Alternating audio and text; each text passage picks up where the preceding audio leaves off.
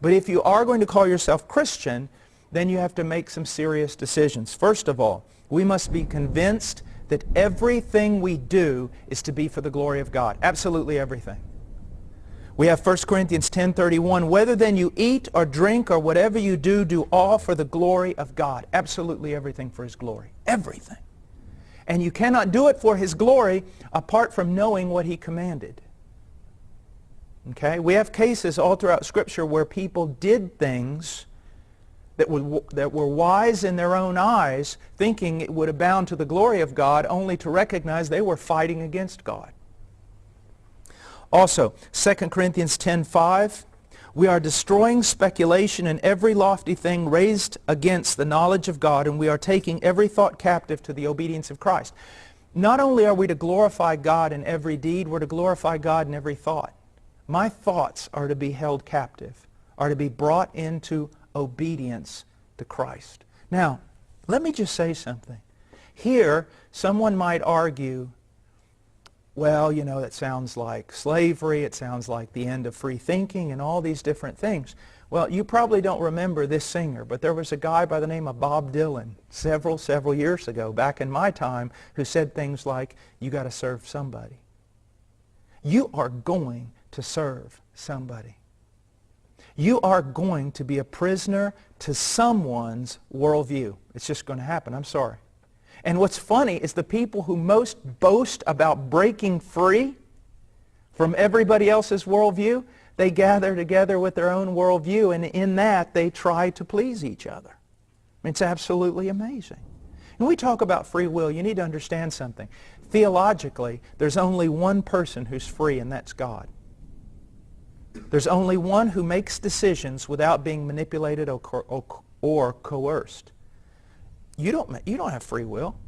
Almost everything you do is coerced or manipulated by the people around you, by the trends around you, by the ideas around you. Even the way you dress. Everything has to do with, what do people look like today? How do people dress? How do they talk? How do they walk? How do they wear their pants? All of it is influenced in your life by somebody else. So the question is not, do I trade autonomy or my personal freedom for submission to some declaration of how I should live? That's not the question. You do that. The question is, to whom are you going to submit? To a culture that is changing every moment, or to something more stable, more eternal? Now, also, 2 Timothy 3:16 and 17, all Scripture is inspired by God and profitable for teaching, for reproof, for correction, for training in righteousness, so that the man of God may be adequate, equipped for every good deed. Now, man of God here isn't necessarily someone who preaches. We are all to be men of God. And what it is telling us is that everything we need to be what we're supposed to be is found in the Scriptures. And if we're memorizing the Scripture, if we're renewing our mind in the Scripture, then the Scripture will teach us, reprove us, and train us, and correct us.